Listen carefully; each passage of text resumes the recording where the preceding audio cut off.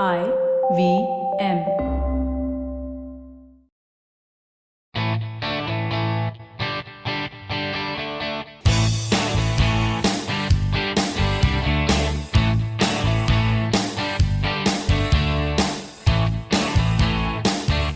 Hello and welcome to a brand new episode of the Musafir Stories, India's very own travel podcast, where each week we share the journey of travelers in their own words and relive their experiences with you, our listeners.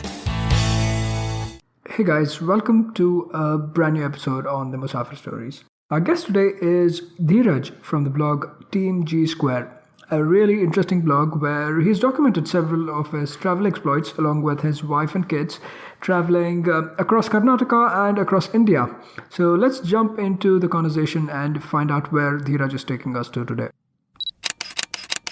Dhiraj, thank you so much for being a part of the Musafir Stories and welcome to the podcast. Thank you, Saif, for inviting. Thank you. It's our pleasure, Dhiraj, that you've been able to make it. And before we get into the details and find out more about where you're taking us, why don't you tell our listeners a little bit more about yourself and your blog, Team G Square? Yeah, so as the name suggests, it is Team G Square. So It is basically a team. So team consists of me, Dhiraj, and my wife. Okay. When we started, say, 10 years back. And now we have completed the square with 2 kids. So basically now I, my wife and my 2 kids, my son Adi, who is about 4 years of age, and daughter about a year old. Okay. We 4 travel together wherever we go now. Okay.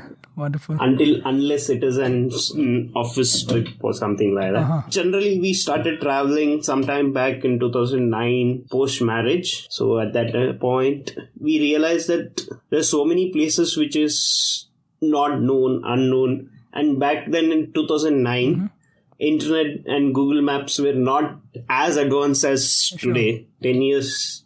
Yeah, you just put something in Google Map today, it will show you everything. Back then, it was an effort to document whatever we see. So that is where the blog Team G Square born out. Wonderful, wonderful. I think that's a great story. And I really recommend our listeners to go check out the blog, especially the series you've done on the temples, right? Some of the temples in India and in Karnataka especially. There's lots and lots of temples that are not very known. But today we're here to discuss something outside of Karnataka and something that I found really intriguing, and it had like literally a fairy tale sort of a depiction about it, about a feel about it. So Dhiraj, you quickly want to tell our listeners what we're going to speak about today? Yeah, so we are going to speak about one of legacy, medieval legacy in stone, Orchha. That place is Orchha, and Orchha is situated in Madhya Pradesh.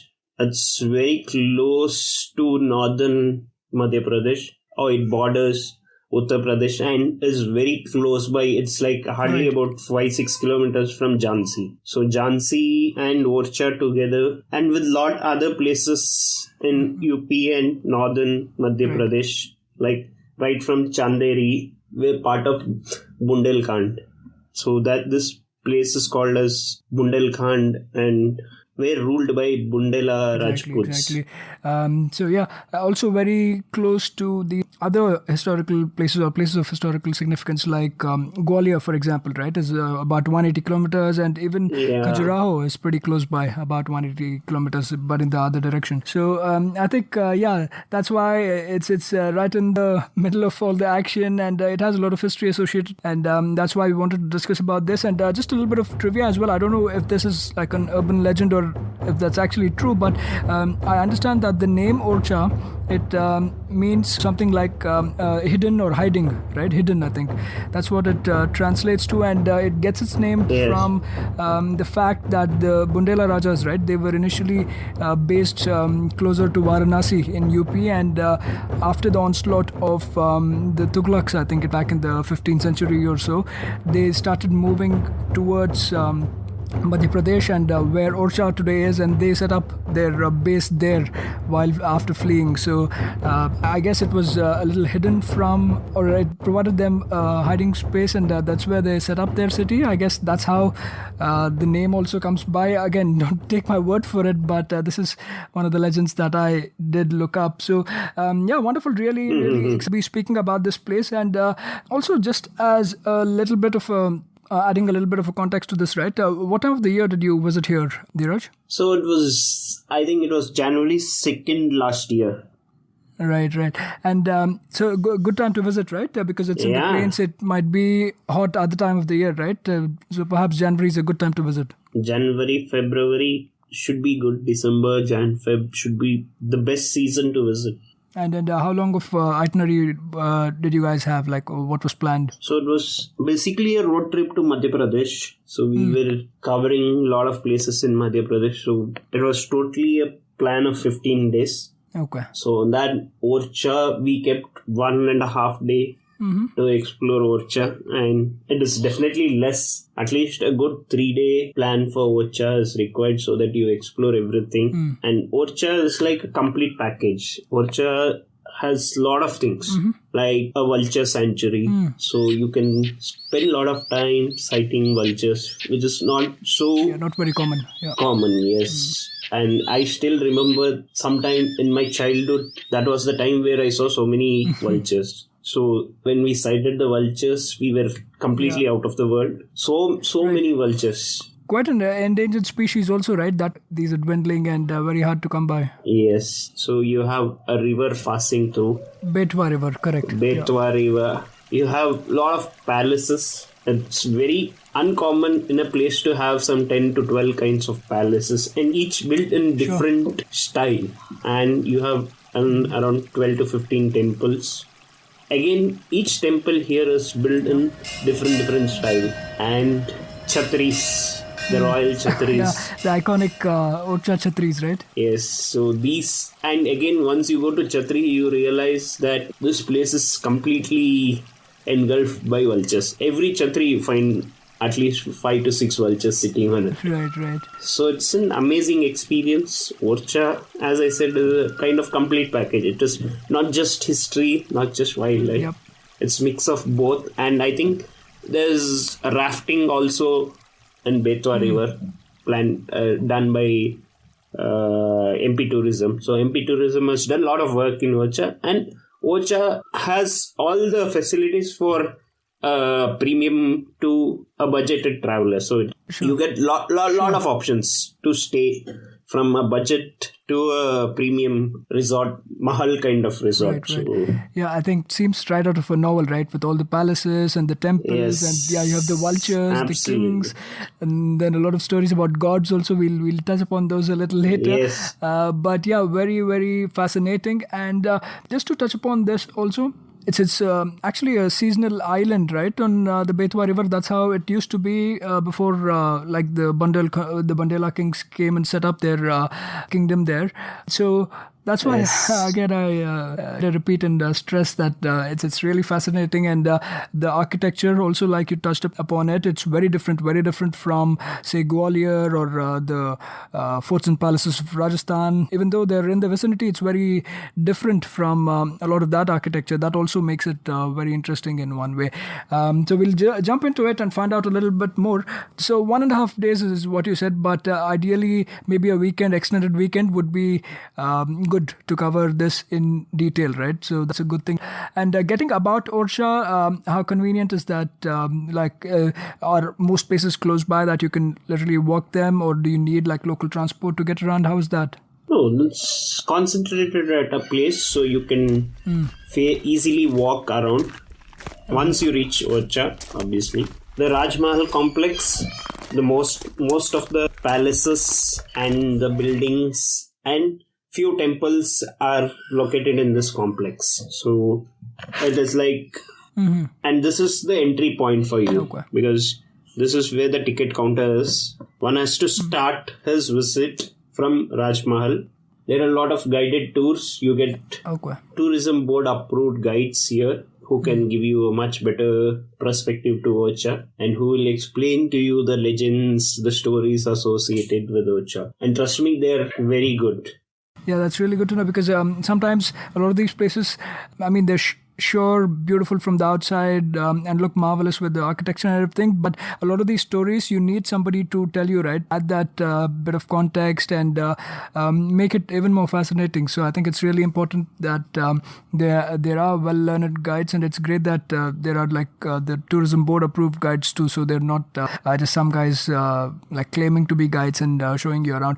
So that's great. Now tell us, let's get started. I thought how we'd go about this is maybe cover some of the palaces, the temples, and then towards the end come to the Chattris and the Vulture sanctuary, right, to close it off. So the Raja Palace is one of the most large palace built here. It was built by Maharaja Rudra Pratap in the year 1538. So palace was inhabited for close to 250 years by their family. The Raj Mahal has a lot of beautiful paintings and is very spacious. You can, if one visits, there are a lot of, like, it has got a central place where they had the water fountain and place to gather for a casual gathering. And the architecture is such that it remains cooler in summer also, with the number of windows, arch and everything. So it's beautiful palace and the paintings are absolutely marvelous inside. And when you say paintings, it's like these wall murals that you're referring to, right? Yes, absolutely. So the paintings of Puranas, you have Vishnu avatars. Every avatar has been depicted beautifully here. The way these people lived, the fort, fighting, so everything. Scenes from war, how queen lived, how king lived. So everything is covered here. Yeah, some great murals, I have to say, and I think it's even more incredible given that these are back from, as you said, the 16th century, right? 1538 is when this was built, and so it's close to 500 years. Exactly. So that way, it's remarkable. I mean, the amount of artistry that's gone into it, and even the kind of material that's used that has like survived all these years. In terms of maintenance, are these well maintained?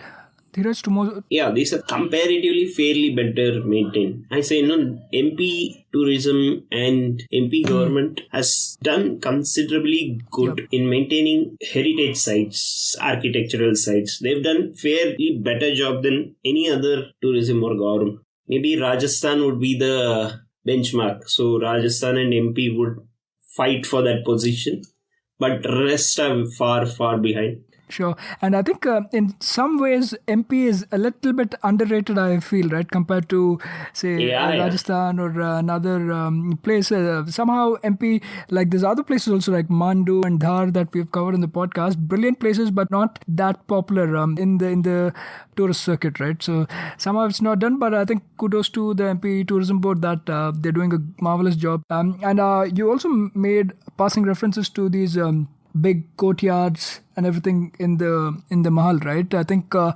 other places of gathering that you were referring to, those are probably the Darbare-Aam and the Darbare-Khas, right? Where most of the gatherings used to happen. Yes. That's brilliant. In one way, it also takes you back to the time and you tend to imagine how things used to be because you're literally in that setting, right?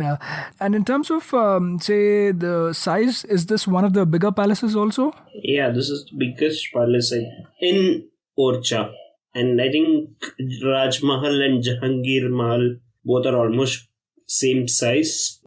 So Jahangir Mahal, as per the legend, it was built for Jahangir, who stayed there just for a single night.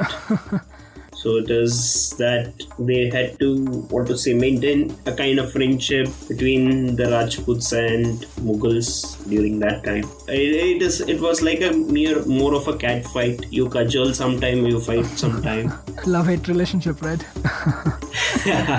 So, and it every time depended on either of the kings. So See, Sure. lot of I think politics.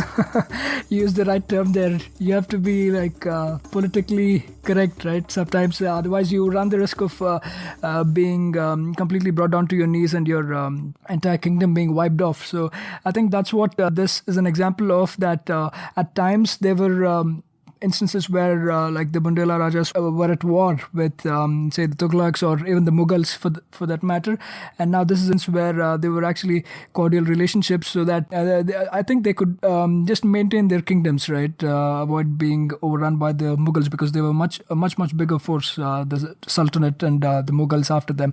And just a little bit of background to this, that Jahangir was the son of the Emperor Akbar, the Mughal Emperor Akbar, and so he was invited here by Veer Singh Dio, I understand, right? That was the Bundel king that Yes, who was ruling Orchha during that time. So Jahangir Palace or Jahangir Mahal is considered to be a classic Indian medieval castle, as it is picturesque, artistic, romantic, whatever you can call. And the gateway to this palace is wonderful piece of artwork. So one can see the artisans have done wonderful job. Absolutely, and all for a one night's stay. So imagine the amount of work that went into it. But yeah, at least I'm glad that so much went into it. And the other surprising fact was that this palace, just looking at some of the pictures, looks very, very different to some of the other in the region, right? So that's also something that stands out about the Jahangir Mahal. For Jahangir Mahal, it was a mixture of Rajputana art and the Mughal art. So it's you can say it is a hybrid of both of the architecture. Exactly. So I think it's brilliant, and as you mentioned, it has that backdrop of that story of how politics used to be played out even back in the day, right? It gives a window into that also. Wonderful. And what was the next palace on your route? So the next palace is called as Sheesh Mahal, or the Glass Palace, which has now been converted into a heritage hotel by MP Tourism. Built at the end of Rajputana's family downfall. So as I was at the fag end of 18th century, it was built very late. Though the place has lost its sheen, you can still see the some amount of tiles, that glass work on the palace, which gives it the name the Sheesh Mahal.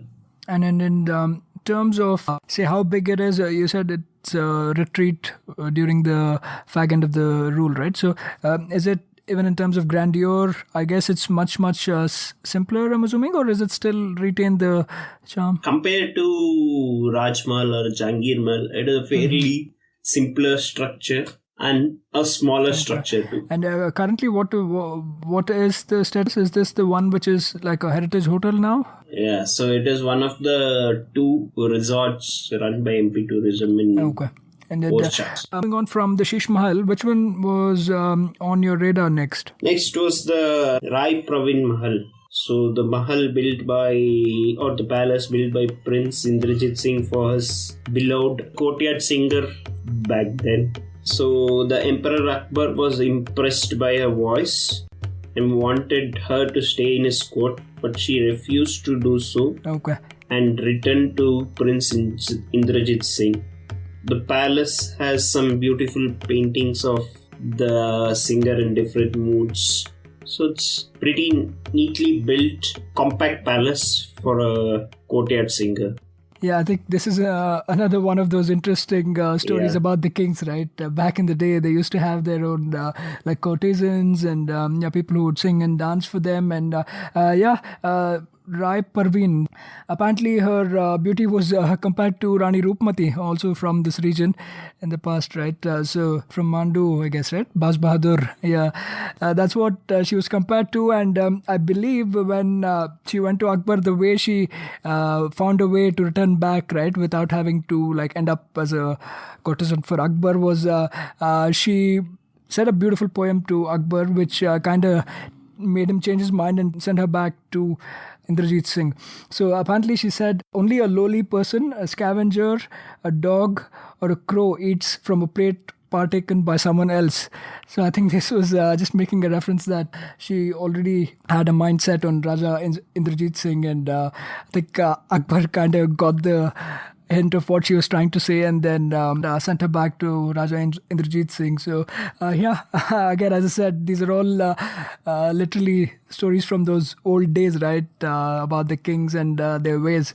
So I found this one too very intriguing. That's, I think, what's special about these places with historical connection, right? There's so many stories hidden in them, and it's I think very fascinating to unravel a lot of these stories. Yes, absolutely.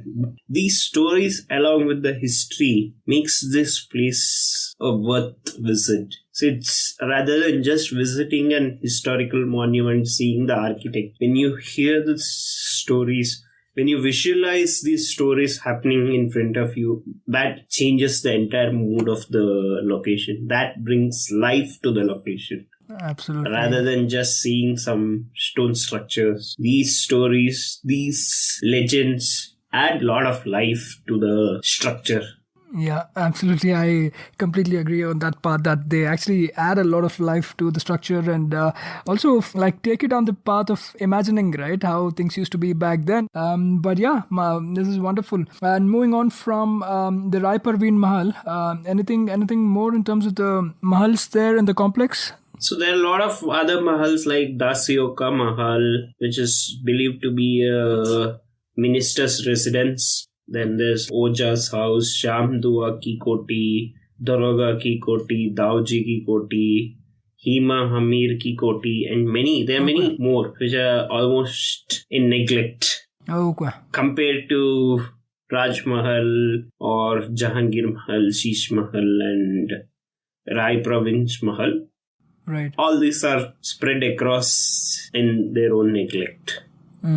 Okay. That's unfortunate, because seems like all of these are built later, right? After these first few that we discussed. Looking at the names, it sounds to be like 17th, 18th century buildings. Yeah, but smaller structures also, like you said, perhaps belonging to ministers or other important people. Yes. Okay. I think passing on from these ruins, why don't we talk a little bit more about the temples of the place, because that's something that really stood out for me too. The main temple here is Rama Raj Temple. So where they say that Lord Rama is worshipped here as king and not as God. So that is one of the unique thing. Because all other places, Ramji is worshipped as Lord, but this is the only place where he is worshipped as king. So there is a beautiful story behind it. So the story behind the Rama temple here is that King Madhukar Shah and his wife Rani Ganesh Kuwari both used to follow two different gods, which were avatars of Vishnu. So king was the follower of Krishna and queen was the follower of Lord Rama. So they always had the difference. So king always used to say, no, both are the different avatars of Vishnu. And that is why if you see that Raj Mahal has beautiful paintings of different avatars of Vishnu. Yeah. So king took that effort to get it painted so that the queen understand that all are same god, maybe different avatars. So that's when the royal priest tries to pacify the queen's anger. But king tells the queen, okay, so now you can go to Ayodhya and return with Lord Rama only. So queen promises the king, yes, I will only return here with my lord. So queen goes to Ayodhya and she does the penance for the god. And finally she finds that whatever she has done in vain, and she shouts in anger saying that, oh, if you're not there, what is the point in me leaving? So I will jump into the river and take my life. That's when Lord Rama turns up after being impressed by her devotion. She narrates the entire story, why she came here, and she finally pleads him to accompany her to Orchha. He agrees to accompany her, and he sets few conditions for that. First is that he will travel only by foot, and his journey from Ayodhya will only start once Pushya star sets in and would continue till that star remains in the sky, and final condition being that he would reside in the first place and would be the only king there. That is why he is worshipped as king and not as lord. Yeah, I think this one was a very interesting story too. Even when I read up from your blog, and apparently, because I believe they were constructing another temple for the king was constructing another temple for Lord Ram, right? Yes. The news spread to the king saying that Queen has found the god. So to prepare his welcome, so king started to build a temple. Okay. And the temple was called as Chaturbuj temple. Even today, the temple is under worship. It was evening, the time when the Lord returned to the Orchha, and he was hungry, so he wanted to have food. So that is when they took him to a palace, Queen's Palace, which today is a Ramaraj temple. Right. So if you see this temple is not like a temple, it is like a palace. It is more like a smaller version of Raj Mahal. Sure. So it is a Rani Mahal, which today is converted into temple because he came there, and as per his condition, he will live in the place where he sits first in Orchha. And he'll be the king of the place. So that's how the palace was converted into a temple. Yeah, that's also a very interesting story, right? And as you mentioned, it looks nothing like a temple. It is an actual palace, right? So that's why it's very different and colorful also, bright yellow and pink, hues of pink and yellow. So I think that was very interesting too about the place. And another thing I read about this was that last bit, right? That he said that he will be the only king of the place. Also, what I read about this was that after this incident, the King Madhurkar, Rani Ganesh Kumari's husband, he actually shifted the capital from Orchha to a nearby tree for some time because of the third condition of the Lord. So this was very interesting to hear, and actually a lot of things match up also with the actual temple that was being constructed for him being in the close vicinity and all of that. So again, very, very interesting is all I can say. Yes. And just jumping on to the Chaturbuj temple also, because these two temples are related by the same story, right? How different is the Chaturbuj temple, Dhiraj, compared to, I mean, this is a palace obviously, but in terms of the architecture and everything, how's the Chaturbuj temple modeled? So initially the temple was built for Lord Rama as per the story. So, but currently it houses a murti of Radha and Krishna. It is a multi-storied temple. I think it is a 5-storied building. I think this temple was probably built like a palace. If you can see the actual structure, it is more like a palace, less like a temple. Maybe the whole plan was, since the Lord Rama wants to come here and stay as a king, probably that was the whole idea of building it in this fashion. If you can see, all other temples here were built in a proper temple plan, unlike the Chaturbuj and the Lakshmi temple. Even the Lakshmi temple here is built in a different architectural style, but still it resembles a temple. Yeah, I think that's probably a recurring pattern, right? That the architecture styles are very different compared to, and I guess a mixture more than anything. And you mentioned about the Lakshmi Narayan or the Lakshmi temple, right? Why don't we just touch upon that as well while we're at it? Yes, Lakshmi temple is again one of the bigger temples built here in a rectangular plan, which is probably one of those temples which is not so connected with the city of Orchha. So it is kind of in the outskirts of Orchha. Probably one will have to travel a little bit from Orchha to this temple. But again, the temple is magnificent. The inner walls are painted and have beautiful paintings depicting, as similar to Raj Mahal stories, lives of king, queens, stories from epics of Ramayana, Bhagavad Gita, and many other Puranas. That's probably comes out in this temple, right? Like unlike some of the other temples, this one has a lot of paintings and those frescoes, as they call it, right? They're also a little bit. I don't know.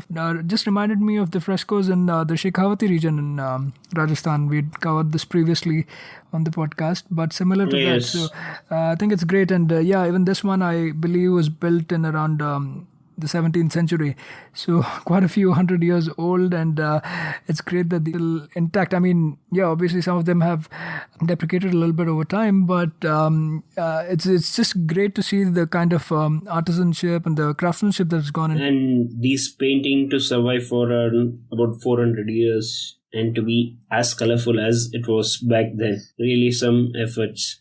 We paint our house every third year or fourth year. Yeah, and we talk about technological advancement, right? Yeah, I think that's what is marvelous about these structures, that they've lasted the whole time, and they're still standing strong for hopefully the following generations also to enjoy the beauty of these structures. And any other temples you want to touch upon, Dhiraj? So that's the Panchamukhi Mahadev Mandir. So it is again a kind of temple which is built on octagonal plan. So the temple is here built on an octagonal plan, and the style of architecture is called as Bhumija. So Bhumija style of architecture, which is a very prevalent kind of architecture in the Bundelkhand region. Here the temple again is having a beautiful murti of, it is Panchamukhi. So it is 5-faced.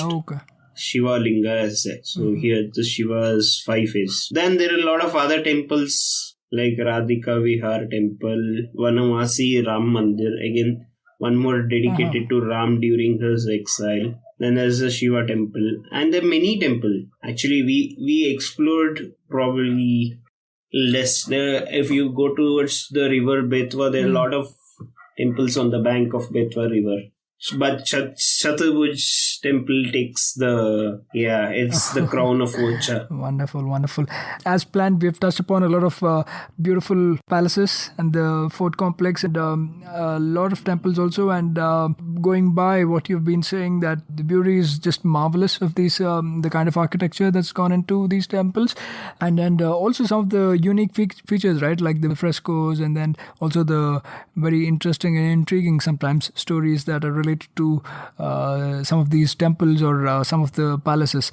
Now we're ready to come to one of the iconic monuments of Orchha, which is the Chattris of Orchha. That's what has been the selling story of Orchha.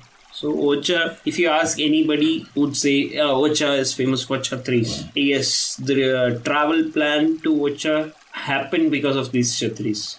But to be frank, the mahals and temples take the cake in front of the Chattris. Yeah, just as a little bit of a background, I believe these Chattris are basically built in memory of the royal family members, right? 14 Chattris that are built. Yes. And as you mentioned, it's on the banks of the Betwa river, right? So that also adds to the beauty of the whole picture there. Yes. The best time to visit probably Chatri would be sometime in the evening, so that you can catch sunset with the river and the Chattris. It's very wonderful. And as you mentioned at the beginning of the discussion as well, the Vulture Sanctuary, the Indian Vulture Sanctuary, is also located in the vicinity, right? So the entire village or the town of Orchha has been converted into a vulture sanctuary. So you can find vultures across. So we've spotted a lot of vultures on the top of Chaturbuj temple. So we climbed up the entire structure, and on the top we spotted a lot of vultures. So that was our first interaction or first sighting of vulture after a long time. We tried to find out what is it. That's when we realized that there's a vulture sanctuary. Oh, okay. So you didn't have this on your itinerary before that, is it? Yes, absolutely. That's when near the Chattris they put a board saying that Orchha is a wildlife sanctuary for vultures. Once you reach the Chattris, almost all Chattris you find vultures. And the rough estimate as per government is somewhere around 150 to 200 vultures, but when we spoke to a guard, he said it is about 400 plus vultures. 400, okay. Now. Then it's a good thing, right? I mean, there seems to be increasing, yeah. Yes, I'm sure it would have increased by now because it's 2 years old figure what I'm talking about. Let's hope so. Once you cross the river, right, there is a small sanctuary. It's not exactly wildlife sanctuary, but it is a wooded area. So again, drive along that gives you a kind of wilderness, feeling of wilderness. Yeah, as you said, it has, I think, the best of everything, right? From the beautiful palaces to the wonderful temples and the stories associated to them, beautiful Chattris, and finally the wildlife sanctuary and the wilderness to wrap it all up. And thank you so much for covering it up so nicely and giving us like a nice guided tour and helping out anyone who's planning a visit to this beautiful place in the heart of India, literally, right? It's situated in the Bundelkhand area in Madhya Pradesh. And then just to quickly go back to any other places that you thought you did not cover on the itinerary that one can visit, Dhiraj? We were unable to cover the fort of Jhansi. Okay, so that's the one close by, right? Yeah. Yeah, very close by. And I think there's one more fort close by to Orchha on the way to Khajuraho, which is believed to be the earliest fort built. So that can also be a part of itinerary if you're visiting Orchha. Sure. Yeah, as you mentioned, these other places also, right? Jhansi, then the others like Khajuraho is also very close by. Relatively close by. And then there's also Gwalior. A good few places that are in the vicinity, right? That you can perhaps make more wholesome trip like you guys did. Instead of just flying here down for the weekend, you can extend the trip to a few more days and cover these interesting places too. But thank you so much. Thank you for giving a wonderful description of the place. And it's literally the land of the kings and the land of temples and beautiful palaces and nature add to that. So thank you so much. It was a wonderful trip taking us back to the annals of history, right? Looking at how this area was formed, this capital of the Bundela Rajas was formed, and a lot of interesting stories that are a part of the history and the culture of the place. Thank you, Dhiraj. We look forward to following your work and look forward to having you back on the Musafir Stories too in the near future. Thank you, Saif. Thank you for giving this opportunity to speak about one of the beautiful places of India. Thank you, Saif. That was yet another great episode of the Musafir Stories. If you guys like the show, please subscribe to us on iTunes or Apple Podcasts, Audioboom, Savan, Pocket Casts, Castbox, Stitcher, or any other podcasting app available on iOS or Android. Please do leave us a review on iTunes. It goes a long way in the show's discoverability. You can also follow us on Facebook, Twitter, or Instagram. We go by the handle The Musafir Stories. Or, if it suits you, you could email us at themusafirstories@gmail.com or visit our website at www.themusafirstories.com for more information. All of these links will be made available in the show notes section of each episode. So here's to more traveling, sharing, and inspiring. Stay tuned for our next episode. Until then, happy travels and goodbye.